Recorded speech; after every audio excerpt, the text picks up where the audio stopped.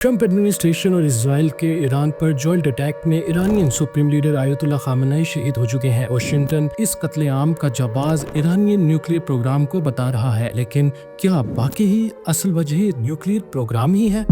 اس کہانی کا آغاز 1950 میں ہوا جب امریکہ نے خود ایران کو نیوکلیئر ٹیکنالوجی دی۔ 1967 میں یو ایس تعاون سے تہران ریسرچ ری ایکٹر لگا۔ اس وقت ایران اور اسرائیل اسٹریٹجک پارٹنر تھے۔ 1970 میں ایران نے NPT سائن کر کے پرامن نیوکلیئر پروگرام کی یقین دہانی کروائی۔ 1979 تک یہ پروگرام صرف سویلین انرجی تک محدود تھا، لیکن ریولوشن نے سب بدل دیا۔ 1979 ریولوشن کے بعد روح اللہ خمینی کے اقتدار سنبھالتے ہی تہران کے ویسٹ سے تعلقات ختم ہو گئے۔ 1980 اور 1990 میں ایران نے روشیا کی مدد سے اپنا نیوکلیئر انفراسٹرکچر خاموشی سے ریبلڈ کیا۔ دنیا کو اس کا علم تب ہوا جب 2002 میں ایک ایرانی اپوزیشن گروپ نے واشنگٹن میں نیتنز اور آرک کی خفیہ نیوکلیئر سائٹس کو ایکسپوز کر دیا۔ یہیں سے یہ پروگرام کنٹروورشل بن گیا۔ سالوں کی ٹینشن کے بعد 2015 کو ایران نے یو ایس اور EU کے ساتھ نیوکلیئر ڈیل سائن کی۔ ایران نے انریچمنٹ 3.67% تک روکنے اور سینٹریفیوجز کم کرنے پر حامی بھری۔ 2016 اور 2017 میں انٹرنیشنل اٹامک انرجی ایجنسی کے انسپیکٹرز نے یہ تصدیق کی کہ ایران مکمل کمپلائنس کر رہا ہے۔ 2018 کو پریزیڈنٹ ٹرمپ نے اقتدار سنبھالتے ہوئے یہ کہہ کر یہ ڈیل ختم کر دی کہ یہ ایران کے بیلسٹک میزائلز اور ریجنل پراکسیز کو نہیں روکتی، اور یہاں سے سینکشنز کا نیا دور شروع ہوا۔ جون 2025 میں اسرائیل اور یو ایس کی جوائنٹ ایئر اسٹرائکس میں کئی ایرانین سائنٹسٹ مارے گئے۔ ارلی 2026 میں نیگوسیشنز پھر شروع ہوئیں۔